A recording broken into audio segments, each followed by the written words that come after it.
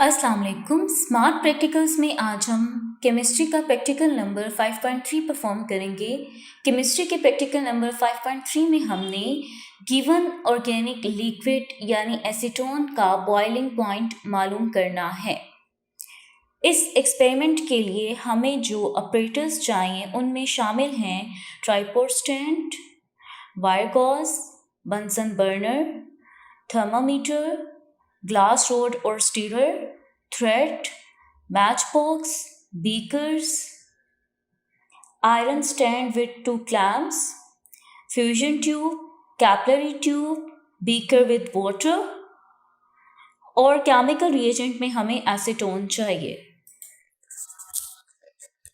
सबसे पहले आपने बंसन बर्नर या स्पिरिट लैम्प को जला लेना है और फिर आपने कैपिलरी ट्यूब लेनी है। कैपिलरी ट्यूब को आपने दरमियान से हीट करना है और कैपिलरी ट्यूब को हीट करने के साथ साथ आपने इसे रोल करना है। और रोल कैसे करना है? जब आप कैपिलरी ट्यूब को दरमियान से हीट कर रहे होंगे तो दोनों किनारों को ऑपोजिट डायरेक्शन में रोल करना है। इस तरह रोल करने से कैपिलरी ट्यूब दरमियान से मेल्ट होगी तो एक एंड बंद हो जाएगा। अब इस कैपिलरी ट्यूब का एक एंड बंद है और दूसरा ओपन है। क्लोज एंड वो दरमियानी हिस्सा था जिसको हमने हीट करने के साथ रोल किया था। अब आपने फ्यूजन ट्यूब लेनी है और फ्यूजन ट्यूब में हमने जिस लिक्विड का बॉइलिंग पॉइंट यानी एसीटोन इसको डालना है ड्रॉपर की मदद से। एसीटोन को हमने पहले बीकर में डाला हुआ है, अब हम ड्रॉपर की मदद से एसीटोन को फ्यूजन ट्यूब में डालेंगे। केमिकल्स को हैंडल करते हुए आपने प्रिकॉशंस को लाजमी फॉलो करना है। आपने ग्लव्स पहन के केमिकल्स को हैंडल करना है। हमने फ्यूजन ट्यूब को एसीटोन के साथ फिल कर लिया था। अब हम कैपिलरी ट्यूब जो तैयार की थी जिसका एक क्लोज एंड था और एक ओपन एंड, हमने ओपन एंड वाले हिस्से को फ्यूजन ट्यूब में डालना है और क्लोज एंड वाले हिस्से को फ्यूजन ट्यूब से बाहर रखना है। अब हमने फ्यूजन ट्यूब ली, इसमें एसीटोन डाला, फिर हमने इस फ्यूजन ट्यूब में कैपिलरी ट्यूब इस तरह से डाली कि क्लोज एंड बाहर है।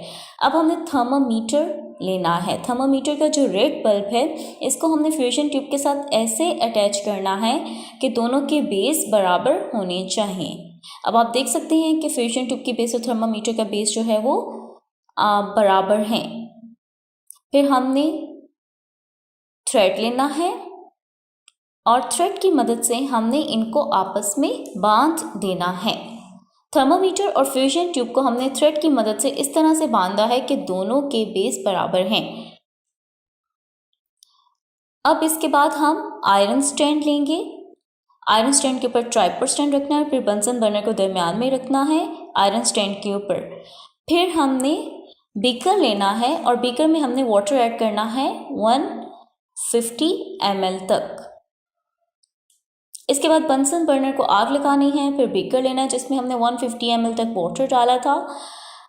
फिर हमने पहले वायर कॉस्ट रखनी है ट्राइपर स्टैंड पर और उसके ऊपर हमने इस बीकर को रख देना है। थर्मामीटर और फ्यूजन ट्यूब को हमने थ्रेड से बांधा था। अब थर्मामीटर के एंड पर जो सुराख है इसमें थ्रेड पास करवाना है। फिर इस थ्रेड की मदद से हमने थर्मामीटर को आयरन स्टैंड के इस क्लैंप के साथ बांध देना है। अब आपने सबसे पहले इनिशियल टेम्परेचर नोट करना है जो कि रूम टेम्परेचर होगा थर्मामीटर पर। आप इनिशियल टेम्परेचर देख सकते हैं कि 35 डिग्री सेल्सियस है। अब हमने थ्रेड की मदद से थर्मामीटर को आयरन स्टैंड के साथ बांधा हुआ है। अब हम इसको बीकर के अंदर इस तरह से रखना है कि थर्मामीटर और फ्यूजन ट्यूब की जो बेस है वो बीकर के बॉटम के साथ टच ना हो और ना ही बीकर की साइड वॉल्स के साथ टच हो। आपने इस तरह से प्लेस करना है थर्मामीटर फ्यूजन ट्यूब को कि इन दोनों की बेस ना ही बीकर के बॉटम के साथ टच हो और ना ही बीकर की साइड वॉल्स के साथ टच हो। ग्लास स्टीरर की मदद से हमने बीकर में मौजूद पानी को हिलाना है यानी हीट इक्वली डिस्ट्रीब्यूट हो जाए। अब आप देख सकते हैं बबल्स बन रहे हैं और कैपिलरी ट्यूब में आ रहे हैं। अब इस वक्त जो टेम्परेचर है हमने इसको नोट कर लेना है और वो एसीटोन का बॉइलिंग पॉइंट होगा 56 डिग्री सेल्सियस टेम्परेचर पर। कैपिलरी ट्यूब में बबल्स आना शुरू हो गए थे तो 56 डिग्री सेल्सियस तकरीबन जो है वो हमारे पास क्या होगा, एसीटोन का बॉइलिंग पॉइंट। तो आप देख सकते हैं थर्मामीटर पर।